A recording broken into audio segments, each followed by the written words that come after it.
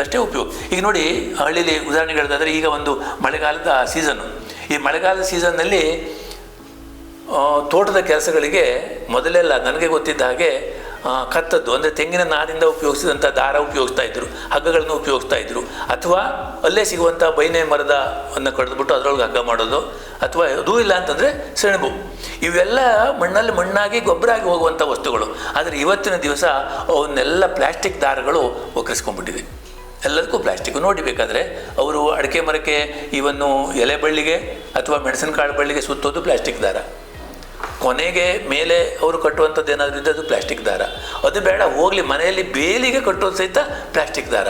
ಈ ಪ್ಲ್ಯಾಸ್ಟಿಕ್ ದಾರವನ್ನು ಕಟ್ ಮಾಡಿ ಒಗೆದ ಮೇಲೆ ಏನಾಗ್ತದೆ?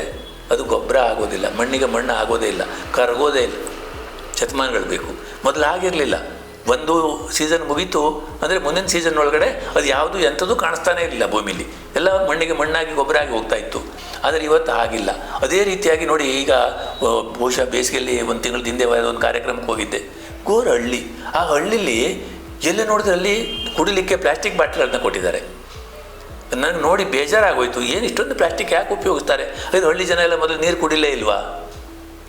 ಲೋಟಗಳಿದೆ, ಗ್ಲಾಸ್ಗಳಿದೆ, ಬೇರೆ ಬೇರೆ ಅದನ್ನು ಉಪಯೋಗಿಸ್ಬೋದಲ್ಲ. ಎಲ್ಲ ಪ್ಲ್ಯಾಸ್ಟಿಕ್ ಇಷ್ಟಿಷ್ಟು ಬಾಟ್ಲಿಗಳು ನೋಡಿದರೆ ಅವರಿಗೆ ಈ ಪ್ಲ್ಯಾಸ್ಟಿಕ್ನಿಂದ ಏನು ದುರಂತ ಸಂಭವಿಸ್ಬೋದು ವಾತಾವರಣದ ಮೇಲೆ ಅನ್ನುವಂಥ ಕಲ್ಪನೆ ಇಲ್ಲದೇ ಅದು ಸರಾಗವಾಗಿ